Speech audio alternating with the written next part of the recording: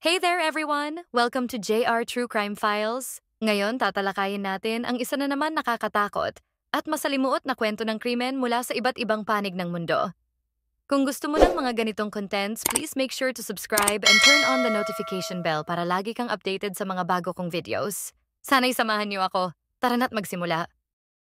Ang kasong ating isasalaysay ngayon ay tungkol sa Van Breda family murders na naganap noong January 27, 2015 sa Stellenbosch, South Africa. Ang Stellenbosch ay isang magandang bayan, kilala bilang isang tanyag na lugar para sa mga turista dahil sa magagandang tanawin at malawak na ubasan. Si Martin Van Breda ay ipinanganak noong August 5, 1960. Siya ay nagtapos ng civil engineering sa Stellenbosch University. Si Teresa naman ay ipinanganak noong June 19, 1959 at nag-aral siya ng computer science at natanggap ang kanyang degree sa University of Johannesburg. Ang mag-asawa ay nagtatrabaho sa parehong lugar na siyang dahilan kung paano sila nagkakilala. Sila ay ikinasal noong February 16, 1990. Pareho silang masigasig at nakatutok sa kanilang mga careers. Noong July 10, 1992, ay ipinanganak ang kanilang panganay na anak na si Rudy. 2 taon ang lumipas, noong November 1, 1994, ipinanganak ang kanilang pangalawang anak na si Henry. At noong October 12, 1998, ang kanilang anak na babae na si Marley. Lahat ay pinupuri ang kanilang masaya at mapagmahal na pamilya. Si Rudy ang pinakamahusay sa kanilang mga anak. Siya ay nag-excel sa paaralan at sa mga sports. Si Henry naman ay ang tahimik na anak na mahilig maglaro ng mga games at gumugugol ng oras sa kanyang computer. Siya rin ay napakatalino, ngunit hindi siya masyadong nakikipag-socialize. Si Marley ay ang sweet na anak. Siya ay napaka-outgoing at gusto ng lahat. Sila ay nanirahan sa isang malaking bahay sa Pretoria, South Africa. Si Martin ay mahilig magnegosyo at may mga directorship sa hindi bababa sa 25 na negosyo. Siya ay isang overachiever at napakamasipag na tao. At mukhang inaasahan niya ang parehong pagsisikap mula sa kanyang mga anak. Nang si Martin ay bumili ng Australian title para sa kumpanyang pag-aari ng Engel at Volkers, ay lumipat ang pamilya sa Claremont, Perth, Australia noong huling bahagi ng 2005 at nanatili sila roon sa loob ng 7 taon. Noong 2012, matapos ang isa pang pagkakataon na nagpakita ng bagong negosyo, ay lumipat sila sa Bedarra sa Queensland, Australia. Dito, bumili sila ng isang magandang bahay na nagbigay daan sa kanila upang maging mas malapit sa kanilang mga anak na sina Rudy at Henry na nag-aaral sa University of Melbourne. Pagsapit ng 2013, si Rudy ay nakatanggap ng kanyang degree at tinanggap upang mag-aral ng master's degree sa mechanical engineering. Habang si Henry naman ay nag-aaral para sa kanyang degree sa physics. Hanggang sa magsara ang opisina ng negosyo ni Martin sa Queensland at ang isa pang negosyo ni Martin sa South Africa ay nangangailangan ng higit na pansin mula sa kanya. Dahil dito, si Teresa ay labis na natuwa. Ito ay nangangahulugan na babalik na silang muli ng South Africa at magiging mas malapit sila muli sa kanilang mga kapamilya doon. Nanatili naman sina Rudy at Henry sa Australia upang ipagpatuloy ang kanilang pag-aaral. Lumipat sina Martin, Teresa at Marley pabalik sa South Africa, sa lugar ng Stellenbosch kung saan nais ni Martin na doon manirahan. Bumili sila ng bahay sa napakamamahaling Desalze Golf Estate sa Stellenbosch Winelands at si Marley ay nag-enroll sa isang private school sa lugar. Noong August 2014, bumalik si Henry sa South Africa dahil nagpa siyang kumuha ng gap year o bakasyon mula sa kanyang pag-aaral. At noong December ng taong ding yon si Rudy, na nasa bakasyon mula sa university, ay bumalik din sa South Africa kasama ang kanyang girlfriend upang bisitahin ang pamilya. Nagkasama-sama silang muli at naglaan ng oras sa kanilang tahanan sa panahon ng December holidays. Si Rudy ay nakaplanong magbalik sa Australia sa katapusan ng Enero. At noong huling linggo ng Enero, ang pamilya ay nagtungo sa shark cage diving para mamasyal. Sinabi ni Teresa sa kanyang mga kaibigan at pamilya na iyon na ang kanilang huling weekend bilang isang pamilya na tumutukoy sa pagbabalik ni Rudy sa Australia sa lalong madaling panahon. ngunit hindi niya alam kung gaano magiging katotoo ang kanyang mga salita. Noong January 27, 2015, bandang 7:12, nang umaga may isang emergency call na nagmula sa tahanan ng mga Van Breda. Ang nasa telepono ay si Henry, na nag-report na ang kanyang pamilya ay inatake sa kanilang bahay ng isang lalaki na may dalang palakol. Ipinahayag niya na silang lahat ay walang malay, maliban sa kanya, at may mga sugat sa ulo. Humiling siya na magpadala ng ambulansya. What is Steven? What is your emergency? Yeah. I need an ambulance. Lots of You need an ambulance. Yes, please. What's your name, sir? Henry van Breda. Can you please just send an ambulance or more than one ambulance to Desalter Wineland in Stellenbosch? And you, the patient. No, my family is someone attacked my family. Hey? Someone has attacked my family in my house. Okay, so you need the police or the ambulance. And an ambulance, please. Yes. Now, who is injured? I think everyone. Everyone in your house. Everyone, 4 people, yes. What are the injuries? Head injuries. Are they conscious? I don't think so. My sister's moving, but that's it. Suspects still on scene there, sir. Sorry? Are there any suspects on scene? No. They ran away. With what were they attacked? An axe. I think I blacked out and I've just woken up. Mga bandang 7:40, dumating ang mga unang responders sa lugar. Ang mga responders na ito ay hindi mula sa ambulansyang tinawagan niya. Sila ay mga pulis na tumanggap ng reklamo mula sa kapitbahay tungkol sa isang gulo at posibleng crime scene sa estate. Wala silang idea kung ano ang kanilang papasukin. Pagdating nila, hindi nila nakita si Henry sa labas. Habang papalapit sila sa bahay, biglang bumukas ang harapang pinto at nandoon si Henry. Mukhang siya ay kinakabahan, natatakot, at traumatized.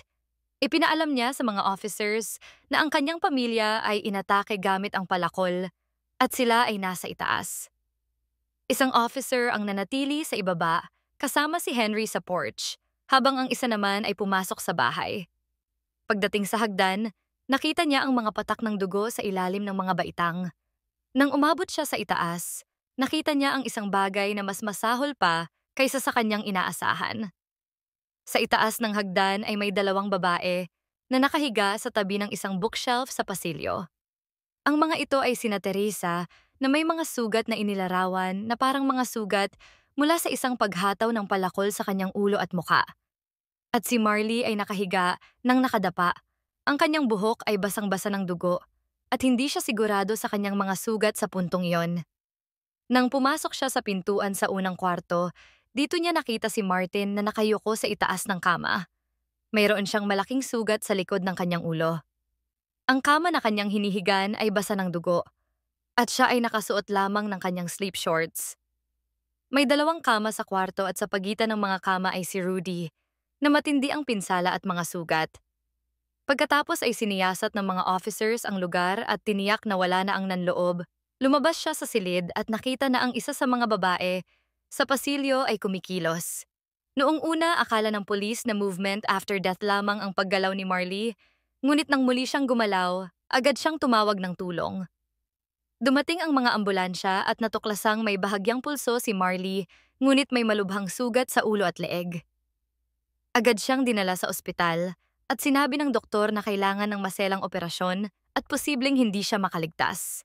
Sa likod bahay, dinala ng pulis ang aso ng pamilya na si Sasha kay Henry. Ininspeksyon si Henry sa ambulansya kung saan nakita ang mga pasa at mga sugat sa kanyang katawan. Ang mga sugat sa kanyang dibdib, balikat, tiyan, at braso ay mababaw, kasama na rin ang mga gasgas sa kanyang likuran. Natagpuan ang palakol na ginamit sa krimen, na may sticker pa ng presyo, sa unang palapag ng hagdan, pati na rin ang kutsilyo na di umano'y ginamit sa pag-atake. Ang mga sugat niya ay nilapatan ng pansamantalang lunas ngunit hindi pa nilinis. Dinala siya sa opisina ng surgeon para maidokumento ang kanyang mga sugat at makuha ang swab sa pisngi at scrapings mula sa mga kuko. Pagkatapos, dinala si Henry sa police station para sa opisyal na pahayag. Dito niya sinabi sa pulis na siya ay may stutter o nauutal kaya't nahihirapan siyang magsalita. Sa kanyang bersyon ng pangyayari, ayon kay Henry noong gabi ng January 26 bandang 6:30, nag-inuman silang mag-ama ng 2 basong alak at uminom pa siya ng whiskey. Pagdating ng 7:15, nagsimula na silang maghapunan. Pagkatapos manood ng TV, natulog ang kanyang ama at kapatid na babae ng 9 p.m. at natulog na din si Rudy bandang 11. Ngunit nanatili siyang gising at nanood ng One Piece hanggang alas 3 ng umaga. Matapos manood, nakinig siya ng musika para makatulog. Nang magpunta siya sa banyo, nakarinig siya ng malalakas na ingay mula sa kwarto nila ni Rudy. Sumilip siya at nakita ang isang lalaking nakaitim na mask at gloves na binubugbog si Rudy. Sumigaw siya para humingi ng tulong at dumating ang kanyang ama. Binuksan ang ilaw at nakita niyang inaatake ang kanyang kapatid gamit ang palakol. Sinugod ng kanyang ama ang lalaki, ngunit hinampas siya sa ulo. Narinig niyang tumatawag ang kanyang ina na nasa pasilyo, kaya pinuntahan ng lalaki ang direksyon ng boses nito at narinig niyang inaatake ang kanyang ina. Pagkatapos ay bumalik ang lalaki sa kwarto, tumawa at sinubukang atakihin si Henry. Naglaban sila at nakuha niya ang palakol mula sa lalaki. Nang umatras ang lalaki, kumuha ito ng kutsilyo at sinaksak siya sa kaliwang tagiliran. Hinampas niya ang lalaki sa balikat gamit ang likod ng palakol. Nagsimulang lumabas ang lalaki sa kwarto at inalis niya ang kutsilyo mula sa kanyang tagiliran at ibinagsak ito sa sahig. Tumakbo pababa ang lalaki sa hagdan at sinundan niya ito. Inihagis niya ang palakol, ngunit nadapa siya at bumangon ulit. Nang dumating siya sa ibaba, nakita niyang nakabukas ang pinto sa likod ng bahay. Sinubukan niyang tawagan ang kanyang kasintahan, ngunit walang sumagot, kaya naghanap siya ng mga emergency contact number sa Google. Nang makabalik siya sa itaas, nakita niyang nakahiga ang kanyang ina at kapatid sa pasilyo at siya'y nawala ng malay.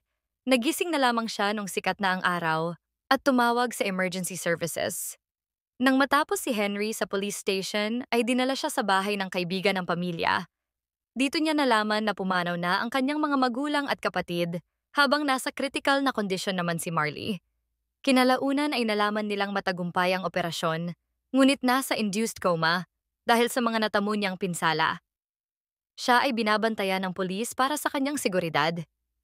Kalaunan ay naglabas ng update na bumubuti ang kalagayan ni Marley at hindi na siya kritikal.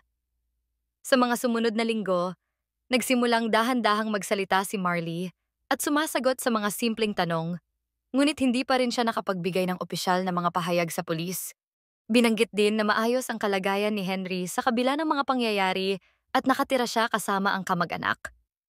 Noong Marso 16, isang artikulo ang lumabas na nagsasabing sina Henry at Marley ay maaaring magmana ng halos $200 million mula sa estate ng kanilang pamilya. Gayunpaman, mayroong batas sa South Africa na tinatawag na Bloody Hand Cannot Inherit Law, na nagsasaad na ang sinumang may kinalaman sa isang pagpatay ay hindi maaaring magmana. Ipinahayag ng pulisya na nagpapatuloy ang investigasyon, ngunit hindi nilinaw kung tinitingnan si Henry o Marley bilang suspect. Matapos ang mahigit na 1 buwan, si Marley ay nakarecover na, at ang kanyang legal representative ay naglabas ng pahayag kasama ang larawan ni Marley, na nagsasabing dahil sa tindi ng natamo niyang pinsala sa ulo, nagkaroon siya ng retrograde amnesia at walang alaala ng mga pangyayari ng gabing yon at maging ang mga araw bago ang insidente. Ito ay naging malaking hamon para sa pulisya dahil magiging mas madali sana ang kanilang investigasyon kung maibabahagi ni Marley ang kanyang salaysay tungkol sa nangyari. Muling nagkita ang magkapatid na Henry at Marley sa unang pagkakataon noong June 13. Ayon sa pamilya, ito ay isang emotional na pagkikita at sila ay masayang-masaya sa muling pagkikita. Paglipas ng ilang panahon, si Henry ay nag-enroll sa chef school at si Marley ay bumalik na rin sa eskwela. Sinusubukan nilang bumalik sa normal na buhay. Dito nakilala ni Henry si Daniela at naging mabilis ang kanilang pag-iibigan. Samantala, nagsimulang kumalat ang mga balita tungkol sa dati niyang paggamit ng droga na sinasabing dahilan ng kanyang suspension sa university. Sinasabing siya ay hindi talaga kumuha ng bakasyon kundi nasuspinde sa universidad. Ang ilan ay nagpatotoo rin na dati siyang nagpagamot sa Substance Abuse Center. At noong June 2016, matapos ang halos 18 months mula nung insidente, inanunsyo ng media na magsisimula na ang pag-uusig sa kaso. Resolve the golf estate in the Cape Winelands district, the home of upmarket residences and plush golf courses. But on Tuesday morning, it was the scene of a bloodbath. Businessman Martin van Breda, his wife Teresa, and son Rudy found dead. At matapos ang 1 taon at kalahati na pag-iimbestiga, isang warrant of arrest ang inilabas para kay Henry van Breda. Nagpasya siyang kusang sumuko sa pulisya upang maiwasan ang public arrest. Sa kanyang unang pagharap sa korte noong June 14, 2016, kinasuhan siya ng 3 bilang ng pagpatay, 1 bilang ng tangkang pagpatay, obstruction of justice at tampering with the crime scene. Nagplead si Henry ng not guilty at pinalaya siya matapos makapagpiyansa ng $100,000 na may mahigpit na kondisyon, kabilang ang pagbabawal sa pakikipag-ugnayan sa mga saksi ng estado, kabilang si Marley at iba pang kaanak nila. Dahil dito, napalayo si Henry sa kanyang pamilya sa buong proseso. Sila ni Daniela ay nagpalipat-lipat ng guest houses at walang permanenteng tirahan. Nagsimula ang formal na paglilitis noong April 24, 2017, mahigit 2 taon matapos ang insidente. Patuloy na iginiit ni Henry na wala siyang kasalanan. Ang korte ay kailangang alamin ang katotohanan sa kanyang pahayag na may 2 o 3 tao na pumasok sa kanilang bahay at umatake sa kanila. Kailangang tukuyin kung posible ba ang pagpasok sa bahay at kung paano nagkaroon ng access noong umagang iyon. Gayong mahigpit ang seguridad sa estate kung saan sila nakatira. At may halos 3 oras na pagitan mula sa oras ng pag-atake at sa oras na tumawag siya sa emergency services, kung saan sinabi niyang nawalan siya ng malay. Ang mga katanungan sa mga oras na ito at ang pagkakaiba sa kanyang pahayag at orihinal na salaysay sa pulisya ay mga bagay na kailangang sagutin. Isang kapitbahay na nakatira sa tapat ng bahay ng mga Van Breda ang nagpatotoo sa korte. Na bandang 10:00 ng gabi noong January 26, nakarinig siya ng malalakas na boses ng mga lalaki na tila nag-aaway at tumahimik lamang ito bandang hating gabi. Sinabi ni Henry sa kanyang pahayag na natulog ang kanyang ama ng 9 p.m. Ngunit binanggit niya sa korte na nagtrabaho pa ang kanyang ama sa laptop at nanood sila ng Star Trek 2. Itinanggi ng kapitbahay na isang pelikula ang narinig niya at iginiit na may naganap na argumento. Kinumpirma rin ng kasambahay ng pamilya na ang kutsilyo at palakol na ginamit ay galing sa bahay. Sinabi niyang may katulad na palakol na nakalagay sa garahe, sa tabi ng fireplace o sa pantry, at huling nakita niya ito sa pantry na 1 metro ang layo mula sa pinagkuhanan ng kutsilyo. Sinabi ni Henry na hindi niya alam na may palakol sa bahay, ngunit hindi niya ito maitatanggi dahil mas alam ng kasambahay kung saan nakalagay ang mga gamit. Isang tanong ng prosecution ang nagpapaisip kung bakit pupunta ang mga magnanakaw o aatake sa bahay na walang dalang armas, kung ang layunin ay saktan o patayin ang mga tao sa bahay. Tungkol naman sa tawag sa emergency, kung saan si Henry ay tila napakakalmado sa telepono. Sinabi niyang pinilit niyang manatiling kalmado dahil siya ay nauutal. Ang tawag ay tumagal ng mga 25 minutes habang sila ay nahirapang makuha ang tamang lokasyon dahil ito ay nasa loob ng isang estate. Bilang isang tao na may emergency kung saan ang kanyang pamilya ay inatake at may sugat sa ulo, tiyak na frustrating iyon, ngunit hindi naging mainit ang ulo niya, kahit na labis ang pinsala sa kanyang pamilya. Sa panahon ng paglilitis, ipinakita ang mga larawan ng isang listahan ng mga numero na nakadikit sa refrigerator ng Van Breda na may mga numero para sa mga emergency. Nandoon ang mga 24 hours na emergency numbers na maaari sana niyang tinawagan imbes na maghanap sa Google. Sinabi niyang sinuri niya ang listahan at hindi niya inisip na makakatulong ito sa kanya. Habang naghahanda sa tawag, nanigarilyo siya upang makalma ang sarili. Natagpuan ang mga upos ng sigarilyo sa sahig ng kusina at sinabi ng prosecution na sa puntong iyon ay bakit hindi niya alintana ang utos ng kanyang mga magulang na huwag manigarilyo sa loob ng bahay. At basta na lang iniwan ang mga upos sa sahig. Tinanong si Henry kung bakit nang pumasok si Martin sa silid, Hindi siya tumulong na labanan ang lalaking umaatake na sinasabi niya. Ang sagot niya ay, dahil siya ay natatakot at hindi niya alam kung bakit hindi siya tumulong. Tinanong din siya kung bakit hindi niya sinubukang tulungan ang kanyang ina at kapatid na babae o kahit man lang balaan sila tungkol sa umaatake. Sinabi niyang muli na siya ay natatakot at kung maibabalik lang, sana'y ginawa niya ito. Tinatanong din siya tungkol sa katotohanan na kung may nakapasok na lalaki sa bahay at labis na sinaktan ng kanyang pamilya, bakit nang nakita niyang bukas ang back door ay hindi man lang niya sinubukang isara at ilak ito? Bakit hindi niya siniguro na ligtas ang bahay dahil maaring nandoon pa sa labas ang mga umatake? Ang sagot lang niya ay dahil hindi siya makapag-isip ng maayos ng mga oras na yon. As far as I could see, when the lights switched on, the attacker was facing,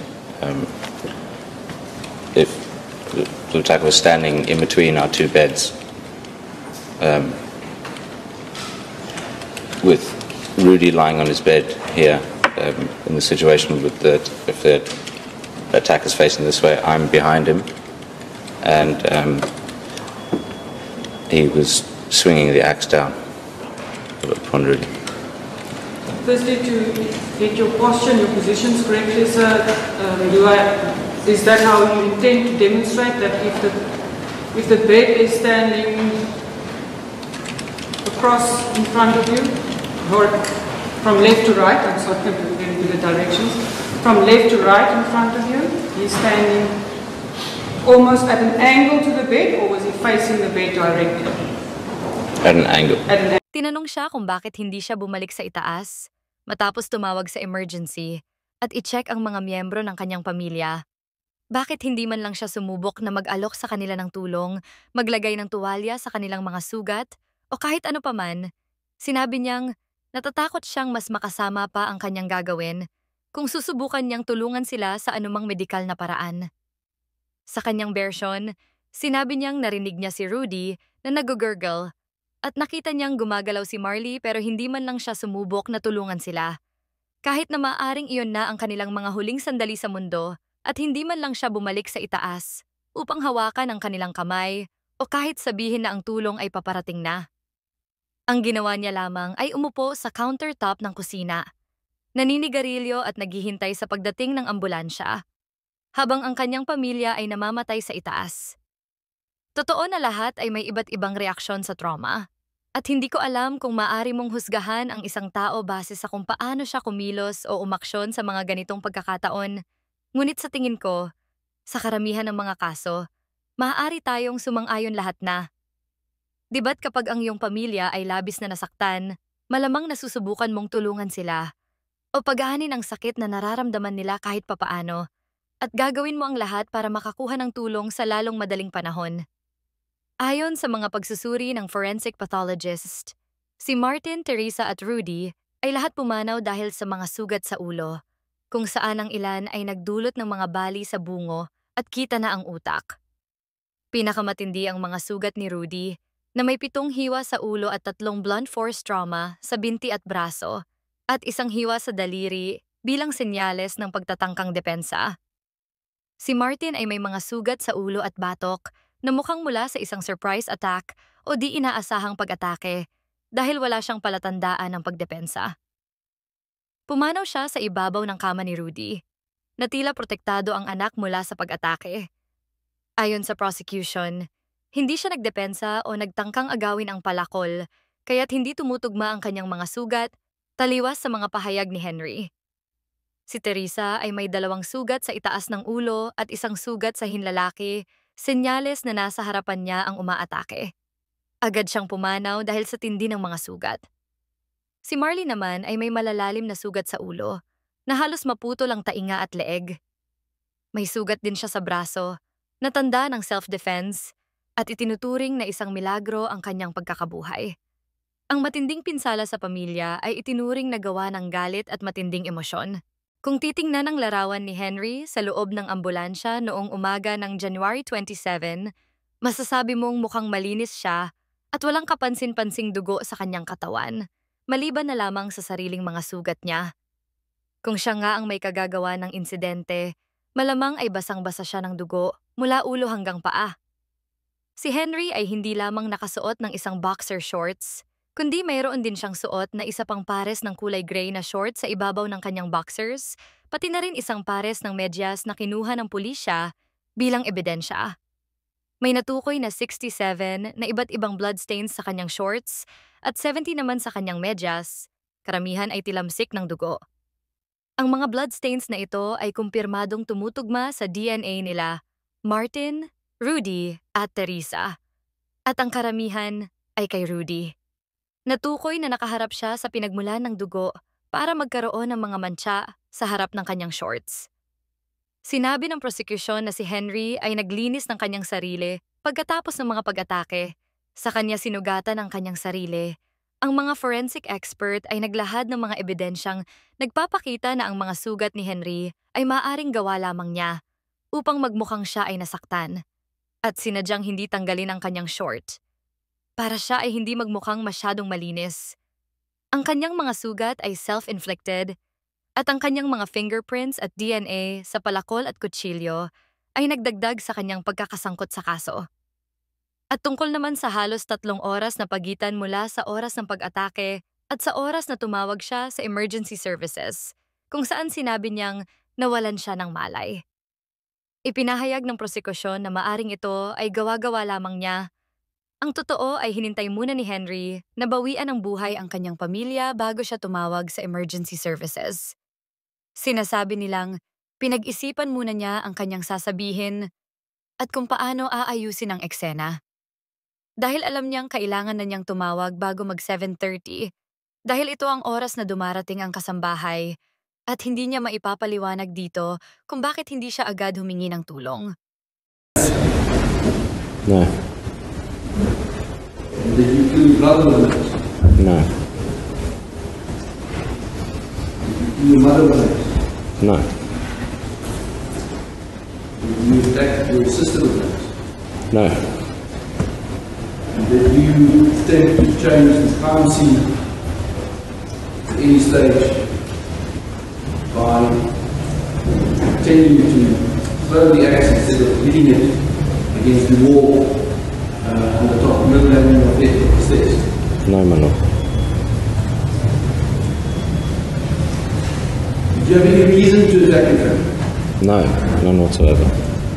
Noong May 21, 2018, si Henry Van Breda ay napatunayang responsable sa mga pagkamatay ng kanyang mga magulang at kapatid. Kasama na rin ang attempted murder sa kanyang kapatid na si Marley. Siya ay nahatulan din ng obstruction of justice. Ang hatol ay batay sa mga sumusunod na katotohanan. Una, ang pamilya ay nakatira sa isang security estate at walang ebidensya ng ilegal na pagpasok o forced entry. Pangalawa, walang ebidensya ng pagnanakaw ang nakita sa loob ng bahay. Pangatlo, 4 na tao ang brutal na inatake at iniwang patay at ang akusado lamang ang natirang buhay. Pang-4, ang mga pinsala niya o sugat ay siya rin ang may gawa. Ang kanyang mga pinsala ay kapansin-pansing iba kumpara sa ibang mga miyembro ng kanyang pamilya. Pang-5, ang alaala ni Van Breda sa kung paano nangyari ang mga kaganapan ay hindi tugma sa mga ebidensyang natagpuan sa lugar ng insidente. Hiniling ng abogado na manatiling malaya si Henry habang hinihintay ang hatol dahil sa patuloy niyang pag-inom ng gamot para sa kanyang epilepsy at depression. Ngunit tinutulan ito ng prosekusyon na nagsabing ang piyansa ay hindi karaniwang ibinibigay sa mga taong napatunayang nagkasala ng mabibigat na krimen tulad ng pagpatay at tangkang pagpatay. Napagdesisyunan na si Henry ay mananatili sa ospital ng bilangguan dahil sa kanyang kalagayang medikal hanggang sa araw ng paghatol sa kanya. Hindi humingi ang defense attorney niya ng mas magaan na sentensya dahil iginiit pa rin niya na siya ay walang kasalanan. At noong June 7, 2018, si Henry ay hinatulan ng 3 bilang ng habambuhay na sentensya para sa pagpatay kina Martin, Teresa at Rudy, 15 years para sa tangkang pagpatay kay Marley at 12 months para sa pagsisinungaling sa batas. Habang binabasa ang hatol, hindi gaanong nagpakita ng emosyon si Henry at siya ay tumango lamang. Noong August 2018, muling naghain ang mga abogado niya ng apila para muling isaalang-alang ang hatol at sentensya. Ngunit napagpasyahan ng korte na walang posibilidad na magtagumpay ang kanilang apila.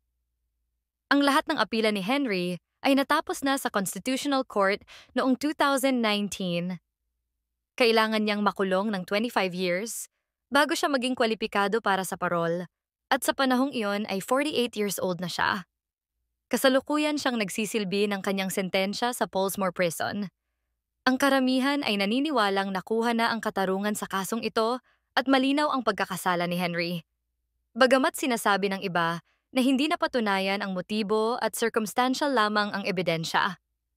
Sa South African criminal law, hindi kinakailangan ang motibo, sapat na ang mga ebidensyang naiharap sa korte. Ang ilan ay naghahanap ng paliwanag kung bakit magagawa ng isang tao ang ganitong bagay sa kanyang pamilya nang walang malinaw na dahilan.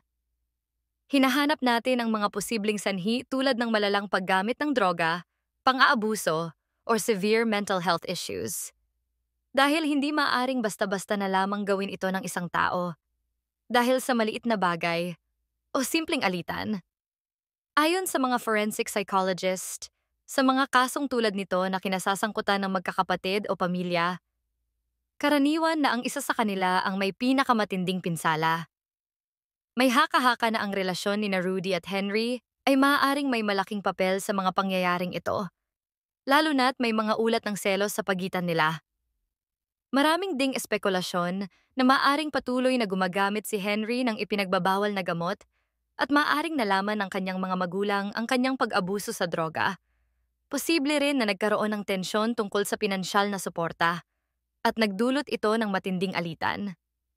Gayunpaman, hindi natin malalaman ang tunay na nangyari noong gabing yon, maliban na lang kung magsasabi si Henry ng iba pa bukod sa kanyang mga sinabi sa korte. Marami pa din ang interesadong malaman ang totoong nangyari at kung may naalala na ba si Marley tungkol sa insidente, ngunit nananatili siyang pribado. Si Marley, na natapos na ang high school, ay tahimik nang namumuhay. Ngunit, ang kanilang mga kamag-anak ay hati ang opinyon kung si Henry nga ba ang may sala o hindi. Ang Van Breda family murders ay isa sa mga pinakakilalang kaso sa kasaysayan ng South Africa. Ang trahedyang ito ay nagbigay diin sa kahalagahan ng hustisya at kung paano ang isang pamilya ay maaaring magdusa sa kamay ng isa sa kanilang sariling miyembro. Gusto ko lang pong batiin ang ilan sa aking mga taga-subaybay, pati na rin ang mga silent listeners. Big shoutout po kina Pixie Mom, Bembol Panganiban ng Lipa, Batangas, Irene Travel Business Vlogs, Marlene Bautista ng Kingdom of Saudi Arabia, at Loy Valiente. Maraming salamat po sa inyong patuloy na suporta at pagtangkilik. Mag-iingat po tayong lahat palagi. Kung nagustuhan niyo ang video, don't forget to like, subscribe, and click the notification bell para laging kang updated sa aking mga bagong videos. Maraming salamat po sa lahat. Hanggang sa muli, paalam.